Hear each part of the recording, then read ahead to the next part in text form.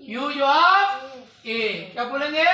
Use of ए। तो सबसे पहले हम लोग जानते हैं कि एक का अर्थ क्या होता है? एक। एक का मीनिंग क्या होता है? एक। एक मीन्स वन। और एक को हम लोग क्या बोलते हैं? Indefinite article. क्या बोलते हैं? इंडिफिनिट आर्टिकल कहा जाता है।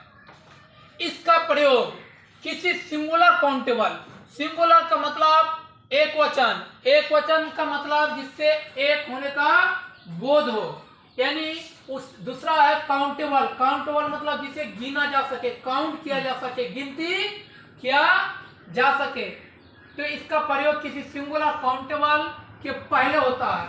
जब भी किसी हम लोग वर्ड से उसका मीनिंग जो है, जो निकलता है, इसको हम लोग गिनते हैं। जैसे मान लो काव।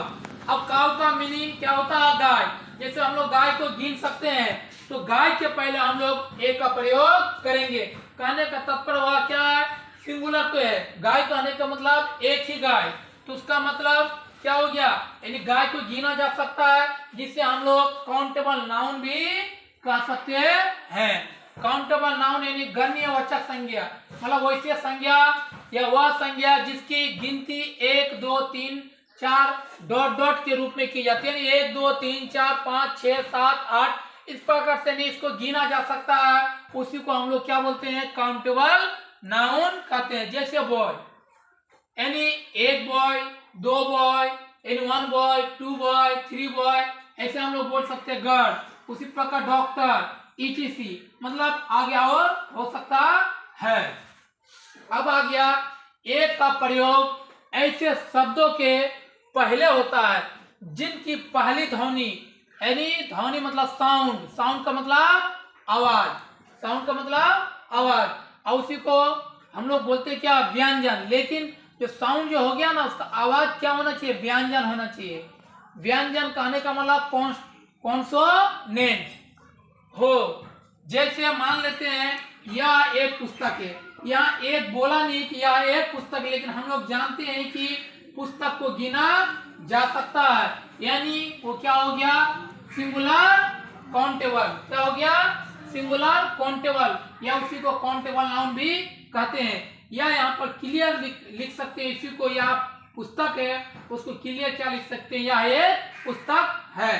तो यहाँ का अंग्रेजी हम लोग जानते हैं क्या होता है? दिस। तो दिस इज ए क्या हो जाएगा? काव। कहने का तात्पर्य कि यह एक गाय है। यहाँ बोले एक अथवा नहीं, लेकिन इंग्लिश में तुमको ये डालना ही पड़ेगा, क्योंकि हम लोग जानते हैं कि यहाँ पर अगर गाय है तो काव लिखेंगे, अब पुस्तक है तो क्या कर देंगे? क्या करेंगे? बुक। तो दिस इज ए बुक। अब जानते हैं बी का जो पहला अक्षर है वो क्या है? कॉन्सोनेंट है। क्या है? कॉन्सोनेंट। मतलब कॉन्सोनेंट कहने का मतलब टोटल कॉन्सोनेंट की संख्या कितनी है? 21। अब वोवेल की संख्या कितना? 5।